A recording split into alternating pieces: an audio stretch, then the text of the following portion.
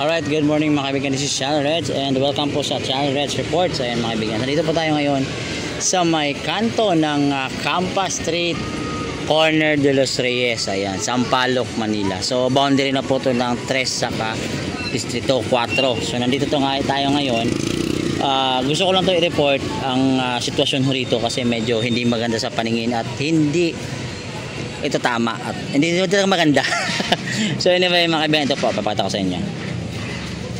Ito po yung sitwasyon rito.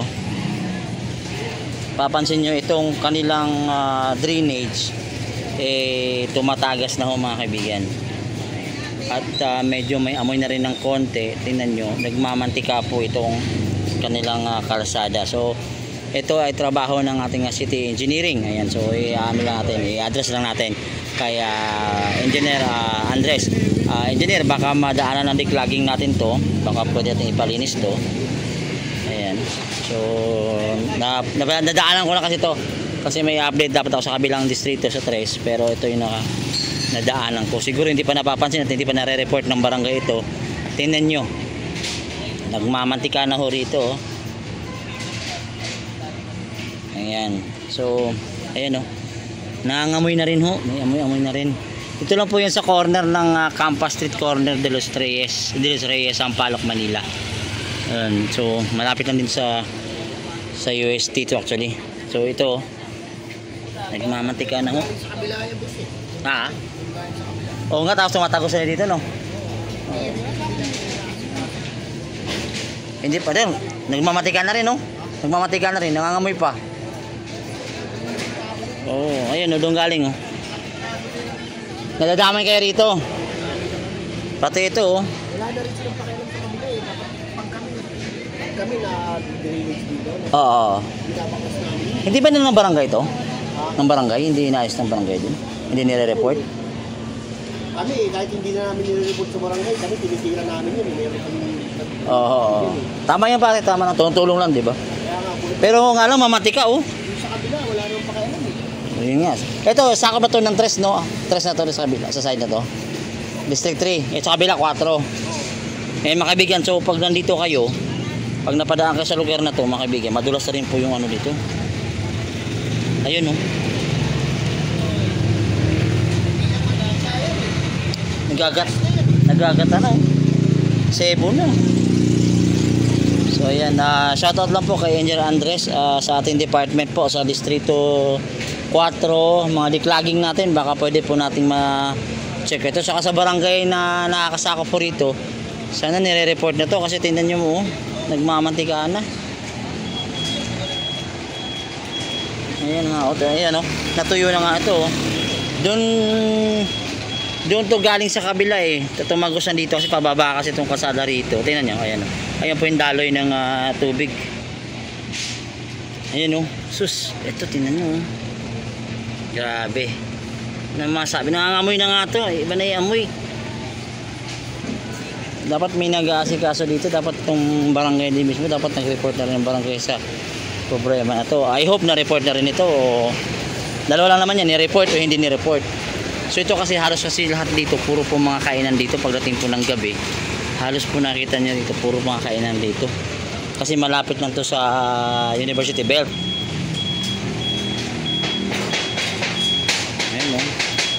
Ayan, sabi ni Prince Jan Taraya II, dapat wala kasi dyan mga sasakyan. Yun nga rin eh. Pero ito ang problema talaga pare, itong nakita nyo sitwasyon dito. Ito area pa ni Prince to pare. Paano nga ito pare, pa-report natin sa engineering department sa declogging. Kasi hindi na kaya-aya to pare.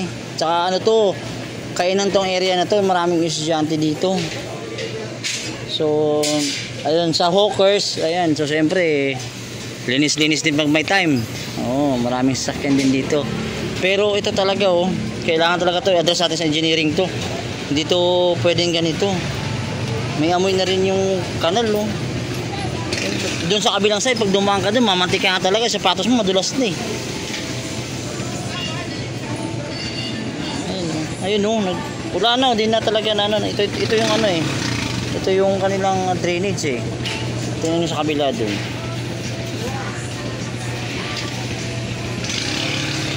Ayan, ewan ko mga tindahan dito. Ate, di ba nangangamoy ito? Hindi nangangamoy yung kanal dito? Matagal na to, ngayon lang. Tapos ganito kamatika na, ano? So ngayon lang daw to, sabi niya ate. Ito may kainan pa nga rito. Ewan ko sa kanila, hi. Palagi itong problema dito? Matagal na?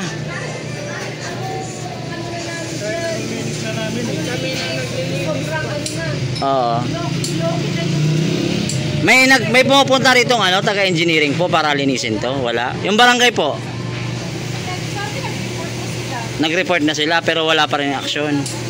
Sige, lalapit na lang natin. Vlog po to kay Yorme din po, diretso kayo. Vlogger po ako. Oo, nagba-vlog ako sa mga ganitong mga problema. O baka gusto mo sabihin, baka napapanood ni Yorme to. Nahiya ka. Pero syempre, kainan to, syempre, dapat mabango yung area. Basta i-address lang natin, Alright mga kaibigan, so address natin itong problema nila. Ayan. So pare, ano ba to? Araw-araw ba to? Araw-araw to problema, ma'am? O ngayon lang tong araw na to nag-court to? Ngayong araw lang to? O 2 weeks na. Mahaba-haba na pala. Sabi sa kabila kasi ngayon lang daw, baka ngayon lang siya gumising. Sa kabila. Hindi niya alam. So ayan mga kaibigan.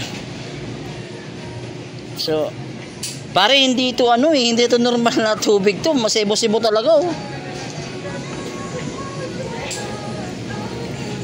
Ayan, ilapit ko pa yung konting camera. Ito po kasi yung drainage. Ayan, so yung drainage, ayan o, naglalabas na ng mga sebo. So hanggang doon naman sa kabila, doon na mismo naiipon yung mga matika-tika. So yung sasakyan na yun, sa ilalim ng sasakyan na yun, pag nakita nyo mga kaibigan, grabe. Hindi to maganda sa mga kainan rito, syempre pagkain yan yung amoy.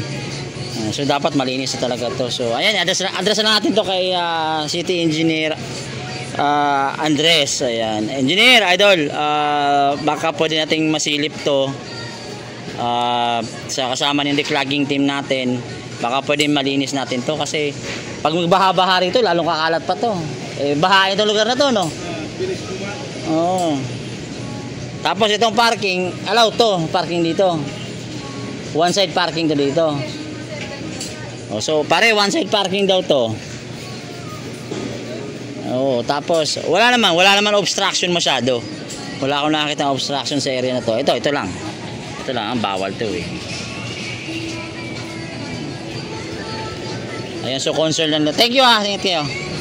Alright mga kaibigan, so ayun lang, nire-report lang natin. Baka kasi na-report na rin at hindi pa rin napuntahan. Kasi puro kasi to mga kainan sa paligid. Actually, pagtawid mo dyan, Espanya na yan, pagdidiretso ka na dyan. So, yan po yung address. Ayun. So, yun mga kaibigan, ayan. Napadaan lang ako rito kasi pupunta doon ako sa isang area sana. Yun nga lang, nakita ko. Ba't kita to dito? Ba't iba yung sistema ng daanan? So, akala ko nga normal na baha-baha lang. Yung pala, nagmamatika na talaga. So, alright, this is Channel Reds. Ito po yung ating Channel Reds reports ngayong umaga. So, nilalive natin to para at least makita na ninyo agad yung mga problema na hindi nakikita. May kasi may mga nala-left behind. Actually, sa totoo lang, sa dami ng ginagawa ng ating mahal na Yorme, syempre hindi naman lahat na napapansin. May mga lugar-lugar talaga na. Kaya itong ginagawa natin, pinapakita lang natin na meron pang mga area na hindi talaga na-check. So mga kaibigan, ito concern lang natin. Magandang araw po. This is Channel Reds po. Ingat po tayo. Magandang morning po. Good morning.